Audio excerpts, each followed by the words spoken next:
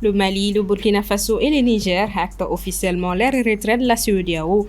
Quelles conséquences pour les 72 millions d'habitants de l'Alliance des États du Sahel? Analyse et réaction dans cette édition.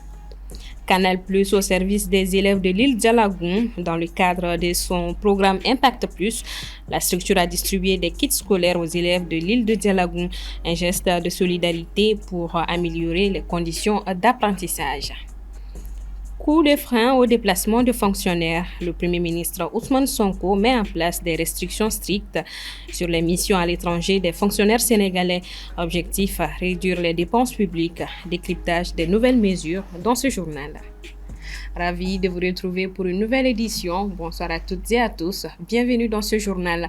Ce 29 janvier marque le divorce officiel entre le Mali, Burkina Faso, Niger et l'institution régionale fondée il y a 50 ans. Quel avenir pour les 72 millions d'habitants de l'Alliance des États du Sahel? Élément de réponse avec Paul Yapinguesson. Fondée en 1975 sous l'impulsion du président nigérien Séni Kouché et de son homologue malien Moussa Traoré, la CEDEAO visait à promouvoir l'intégration économique et la libre circulation des biens et des personnes au sein d'un espace commun. Cette décision de rupture est diversement appréciée par les acteurs politiques. Prenez l'exemple des fourmis. Les fourmis marchent ensemble et aussi nombreuses que les fourmis sont, peuvent aller même jusqu'à terrasser même des éléphants et même des lions, faire mal. C'est pour dire que nous sommes nombreux, ensemble, nous pourrons faire beaucoup de choses. Aujourd'hui en Europe, l'Europe n'était pas à 27 que nous connaissons aujourd'hui. Donc, la tendance actuelle au niveau mondial, ce sont les regroupements. Les discussions qui vont être mises en chemin, que ces discussions-là puissent aboutir à des vraies décisions ou à des vrais accords entre nous et la CEDEAO pour que le choc soit amoindri pour les populations. Parce que l'avantage d'abord, c'est d'agir pour l'intérêt des populations. Au-delà de cette sortie de la CEDEAO, Maître Babel Gano de souligner que si cette décision a été mûrie pour la création de la Confédération de l'AES, une évaluation se fera pour mieux apprécier. Nous sommes arrivés à considérer que notre indépendance économique, notre indépendance politique, notre indépendance au plan sécuritaire peut nous permettre à mettre en place cette alliance des États du Sahel. Donc nous sommes dans l'expérimentation de cette alliance du Sahel qui, dans les années à venir, alors on va évaluer. Les attentes demeurent quand même assez énormes pour les pays de la Confédération de l'AES. Dans le domaine de la lutte contre le terrorisme et le djihadisme, les résultats sont tangibles. Et ces résultats sont incontestables.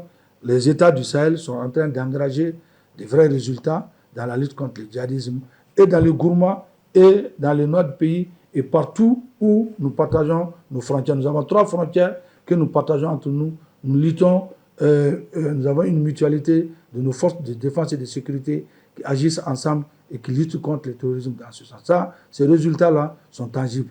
Nous sommes à l'attente de la mise en œuvre de la vision à travers les instruments de gestion économique également et les instruments de gestion politique. Les institutions politiques qui vont être mises en place pour gérer l'AES, nous sommes dans cette attente, elles sont en réflexion, et les instruments juridiques qui ne vont pas être différents des instruments de la CEDEAO.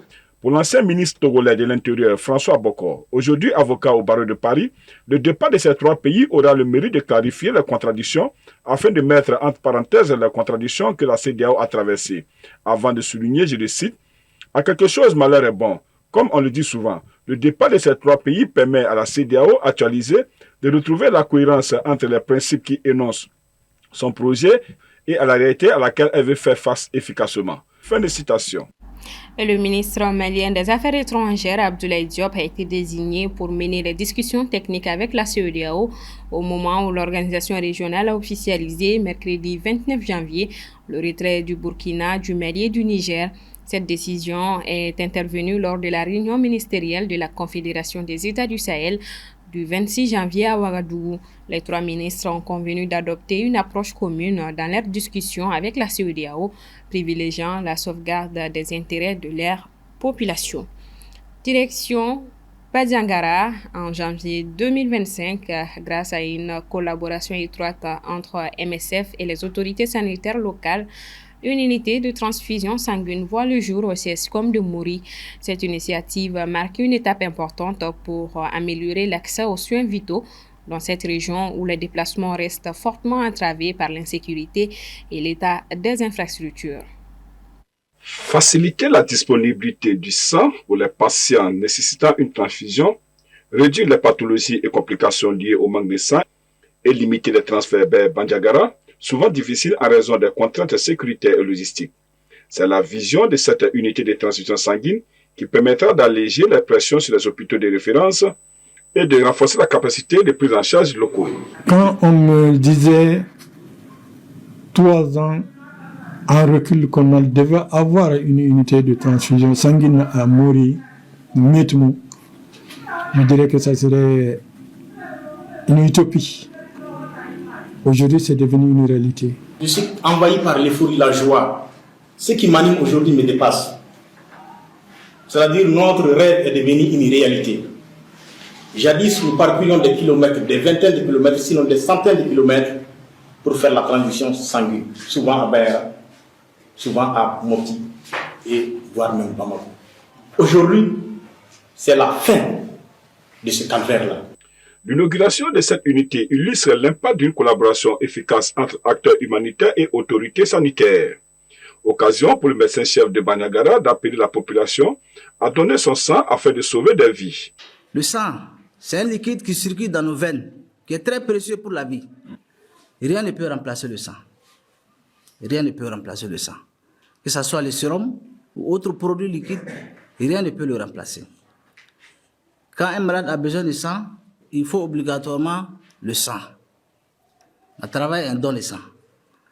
Donc, je vais profiter pour vraiment lancer un message de sensibilisation à l'égard de la population. Quand votre enfant vient au centre et que le problème de sang se pose, de grâce, si on vous demande de donner votre sang, il faut accepter. À travers cette initiative, MSF réaffirme son rôle central dans l'assistance humanitaire au Mali, tout en mettant en avant l'importance d'investir dans des solutions locales et durables pour améliorer l'accès aux soins. Justice.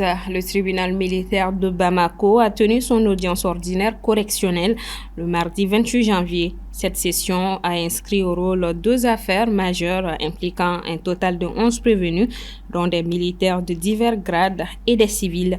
L'une de ces affaires concerne le trafic et la vente illégale d'armes, de munitions de guerre et d'effets militaires.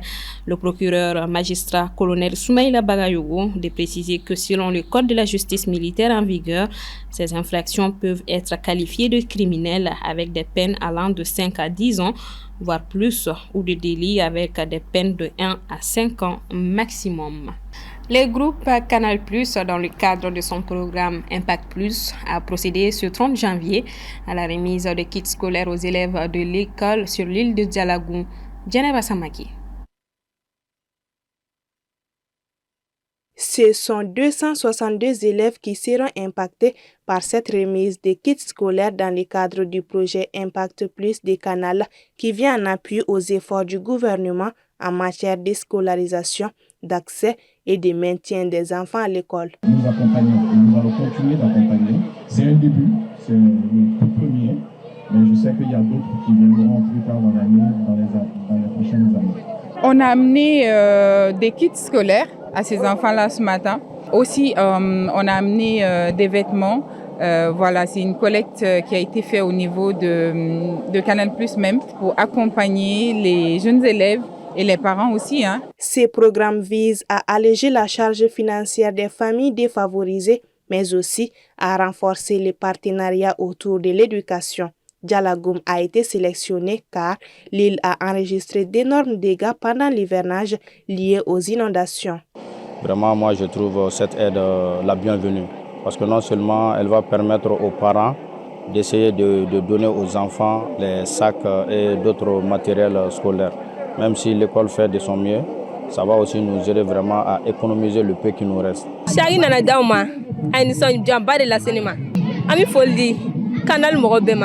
U y'an dɛmɛ ala ka caman fara u ka bolola baara kan a diyara an ye an tɛ se k'a fɔ an bɛna mun kɛ yɛrɛ bari u ye sɛgi min d'a ma an bɛna dɔ fara an ka kalan kan k'an ka kalan tɔ taa ɲɛ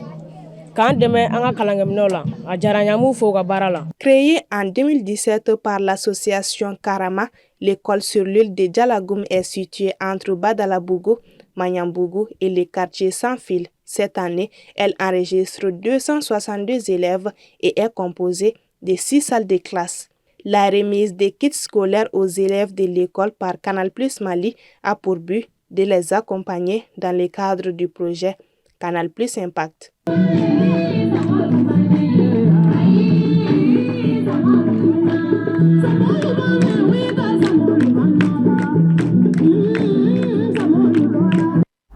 C'est la joie totale. Fini les déplacements à tout va pour les fonctionnaires sénégalais. Depuis une circulaire datée du 22 janvier, le Premier ministre Ousmane Sonko a instauré des mesures strictes pour encadrer les missions à l'étranger. Ibrahim Babi pour les explications. Désormais, toutes les missions à l'étranger doivent être préalablement autorisées par le Premier ministre Ousmane Sonko ou son délégataire. Les demandes doivent être justifiées et accompagnées de tous les documents nécessaires, notamment la liste des participants ou un ordre de mission signé. La taille des délégations est désormais limitée à 3 personnes, sauf exception dûment motivée. Autre restriction, les frais de mission financés par les structures privées devront obtenir une autorisation gouvernementale préalable. Dans un autre coup de vie, le gouvernement a décidé de ne plus financer les formations et séminaires à l'étranger. Les agents publics devront désormais prendre ces dépenses à leur charge. Une décision qui, bien qu'impopulaire, s'inscrit dans une logique de rationalisation des finances publiques. Ce durcissement ne se limite pas à des économies, il marque un tournant dans la façon dont le Sénégal envisage ses relations extérieures. Chaque mission devra désormais prouver sa pertinence en alignement avec les objectifs gouvernementaux et les collaborations internationales. Autrement dit, le temps des voyages sans réelle valeur ajoutée semble révolu. Pour Ousmane Sonko, cette politique s'inscrit dans une volonté de rigueur budgétaire afin de dégager des marges pour des projets prioritaires. Mais pour de nombreux fonctionnaires, cela pourrait signifier la fin de certaines opportunités à l'étranger. Entre pragmatisme économique et frustration administrative, le débat est lancé. La rigueur budgétaire justifie-t-elle un contrôle aussi serré ? D'un montant de 5 milliards de dollars, l'initiative Mission 300 a été lancée le 28 janvier. Elle vise à soutenir les projets d'accès à l'énergie en Afrique en se concentrant spécifiquement sur le financement des petites et moyennes entreprises qui opèrent dans le secteur des énergies renouvelables distribuées. Aminata Keita. Lancée par African Guarantee Fund, AGF, cette nouvelle facilité s'inscrit dans une initiative plus large du groupe de la Banque africaine de développement et du groupe de la Banque mondiale visant à fournir de l'électricité à 300 millions d'Africains d'ici 2030. Le continent fait face à un défi majeur en matière d'accès à l'énergie avec environ 600 millions de personnes privées d'électricité en 2023. Les investissements annuels nécessaires pour un accès universel à l'énergie d'ici 2030 sont estimés à 25 milliards de dollars. Le mécanisme de garantie verte lancé par l'AGF avant Mission 300 a déjà permis de mobiliser des financements pour des projets d'énergie verte et renouvelable, renforçant la confiance des institutions financières et accélérant l'électrification, notamment dans les zones rurales et périurbaines. Il a contribué également à surmonter des obstacles tels que les exigences élevées en matière de garantie et les déficits de financement à long terme.